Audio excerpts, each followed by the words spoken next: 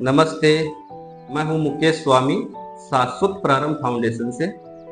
आज हम तीसरा पॉडकास्ट कर रहे हैं ऐसे शख्स के साथ जिनके कार्यों को लेकर आज तक किसी भी न्यूज पर या कैमरे के सामने या किसी भी न्यूज हेडलाइन के सामने आज तक नहीं आए। हम बात कर रहे हैं जयेश जादव जी, जो है जमनालाल कन्नीराम बजाज ट्रस्ट से। नमस्ते मुकुल जी। नमस्ते। और नमस्कार सभी साथियों को जो ये माध्यम से जुड़े हुए हैं ये चैनल पर। तो मेरा नाम जयेश जादव है और मैं जमनालाल कन्नीराम बजाज ट्रस्ट में लास्ट 11 साल से कार्यरत हूँ। फिलहाल मैं सीकर जिले के फतेहपुर तहसील में 2020 से कार्यरत हूँ, जो यहाँ पर हम कार्य करते हैं।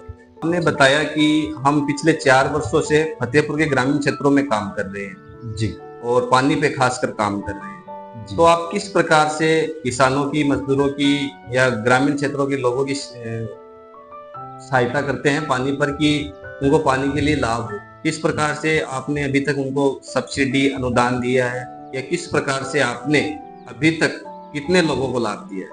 जी, हमने 2020 से लेकर 2025 तक टोटल जो हमने गांव में टंकी, पीने के पानी की टंकी बनाई है, उनके ऊपर आर्थिक अनुदान दिया है। तो 243 परिवारों को हमने आर्थिक अनुदान दिया है और 95 विलेज जो है अपने फतेहपुर तहसील के, उसके अंदर हमने काम किया। आपकी जो संस्था है वो महिलाओं का कैसे सशक्तिकरण कर रही है? सर, हमारा जो जमनालाल कन्नीराम बजाज ट्रस्ट में जो फतेहपुर ब्लॉक में हमने अलग अलग महिलाओं को 12 ट्रेनिंग दी है और हम अलग अलग की इनकम जनरेशन एक्टिविटी के तहत भी हम महिलाओं को प्रमोशन दे रहे हैं कि वो महिला ट्रेनिंग देते हैं तो चूड़ी की ट्रेनिंग दे रहे हैं, कहीं साबुन बनाने की ट्रेनिंग दे रहे हैं, तो उससे अपनी आय अर्जित कर सके। क्योंकि महिलाओं को सशक्त करना है तो पहले तो आय का स्रोत होना चाहिए खड़ा हो। तो आय का स्रोत बढ़ाने के लिए महिलाओं को ट्रेनिंग दी जाती है। घरों में उनकी सहभागिता जो आर्थिक है उसमें सहभागिता बढ़े तो उसके लिए। तो महिला, मान लीजिए किसी ने, महिला ने कोई कार्य सीखा ट्रेनिंग लेकर, अब उसके पास पैसों की कमी आ गई, तो क्या आपकी जो संस्था है वो उसके रोजगार को बढ़ाने के लिए, व्यवसाय को चलाने के लिए भी कुछ सब्सिडी वगैरह? जी, जमनालाल कन्नीराम बजाज ट्रस्ट के अंतर्गत जो भी महिला अपना कार्य जो है बढ़ाना चाहती है कि नया बिजनेस करना चाहती है, तो हम उसको इनकम जनरेशन एक्टिविटी के तहत हम उसको आर्थिक अनुदान प्रोवाइड करते हैं। साथ में उसको गाइडेंस भी दे रहे हैं कि किस तरह से इसका मार्केटिंग करना है, किस तरह से इसको एस्टेब्लिश करना है और किस तरह से अपने को इसका जो रॉ मटेरियल है कहाँ से मंगाना है, वो सब चीजें हम उसको गाइडेंस में करते हैं। राजस्थान में बहुत सी महिलाएं हैं जिनके खुद का मकान नहीं है, यानी नीड बेस्ड फैमिली। तो आपकी जो संस्था है, मैंने सुना है कि वो नीड बेस्ड फैमिली जो है उसकी भी आर्थिक सहायता करती है। वो किस प्रकार से करती है? जी सर, हमारा जमनालाल कन्नीराम बजाज ट्रस्ट के द्वारा हमारे ट्रस्टी श्री जो अपूर्व नयन जी बजाज है, उनके द्वारा ये नींव रखी गई थी कि हम जो जरूरतमंद परिवार है उनको आर्थिक सहायता प्रदान करें। कि उसकी अलग अलग जरूरियातें हैं, जैसे विधवा महिला है जिनके बच्चे समझ लो कि छोटे हैं, उनको हम कोई उसकी नीड है कि मेरा मकान रिपेयर करना है, मेरा मकान नया बनाना है, किसी के पास किचन नहीं है, किसी के पास समझ लो कि घर में कमाने वाला कोई नहीं है, तो वहां पर बाथरूम की व्यवस्था नहीं है, तो वहां पर हम वो करके उसको सहायता दे रहे हैं कि सब्सिडी के रूप में। जी, आर्थिक अनुदान के रूप। और वो पैसा वापस भी नहीं लेते? नहीं, वो पैसा सर वापस भी नहीं होता।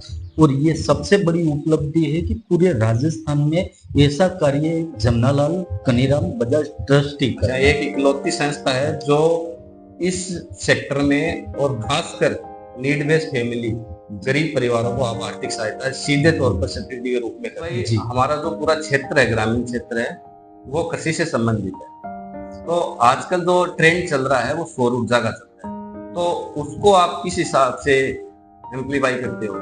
जी, हमने जमनालाल कनीराम बजाज ट्रस्ट के द्वारा फतेहपुर ब्लॉक में 367 लोगों को, परिवारों को हमने सपोर्ट किया है, आर्थिक अनुदान दिया है गवर्नमेंट के अलावा, ताकि ये चीज का ज्यादा प्रमोशन हो।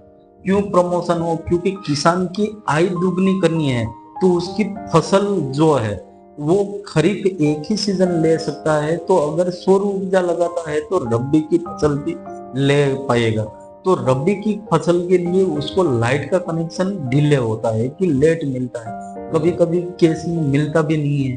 तो ये सौर ऊर्जा की वजह से वो क्या है, अपनी फसल रबी में भी लगा सकता है और परमानेंटली उसको एक सॉल्यूशन मिल जाएगा। आत्मनिर्भर भारत, उसके साथ में आपकी संस्था कहती है कि आत्मनिर्भर भारत तभी बनेगा जब आत्मनिर्भर परिवार बनेगा। उसको आप किस प्रकार से देखते हैं? देखो, आत्मनिर्भर देश तब बन सकता है जब हमारा गांव आत्मनिर्भर हो। हमारा गांव आत्मनिर्भर कब बन पाएगा? कि जब हमारे गांव में छोटे छोटे कार्य किए जाएंगे, कि जो भी हमारे घर की जरूरत है वो घर में ही हम उत्पादित करें। कि हमारे खेत से जो उत्पादित होने वाला सामान है, घर में लगने वाला, वो खेत में उत्पादित हो, उसका प्रोसेसिंग करके हम अगर सिटी में बेचेंगे तो गांव हमारा जो है कि आत्मनिर्भर बनेगा, गांव में ही रोजगार उत्पन्न होगा। तो उसकी वजह से गांव आत्मनिर्भर बनेगा तो देश आत्मनिर्भर बनेगा। सर, अभी मानसून का समय चल रहा है और हर व्यक्ति आज पौधा लगा रहा है, तो आपकी संस्था के द्वारा अभी तक कितने पौधे लगाए गए हैं और उनकी सिचुएशन क्या है? सर, जमनालाल कनीराम बजाज ट्रस्ट के द्वारा, हमारी संस्था के द्वारा फतेहपुर तहसील के अंदर 40,000 प्लांट लगाए गए। 40,000? हाँ, और अलग अलग 95 विलेज में ये प्लांट लगाए गए हैं। और किसानों को हमने आर्थिक अनुदान दिया है उस पर, ताकि प्लांटेशन की जो पौधारोपण की गतिविधि है उसको एक तो बढ़ावा मिले। फतेहपुर जो क्षेत्र है उसका जो पानी का ग्राउंड वाटर है वो बहुत काफी नीचे चला है जी। तो आपकी जो संस्था है उस ग्राउंड जो पानी है जमीन के अंदर, उसको ऊपर लाने के लिए क्या कर रही है?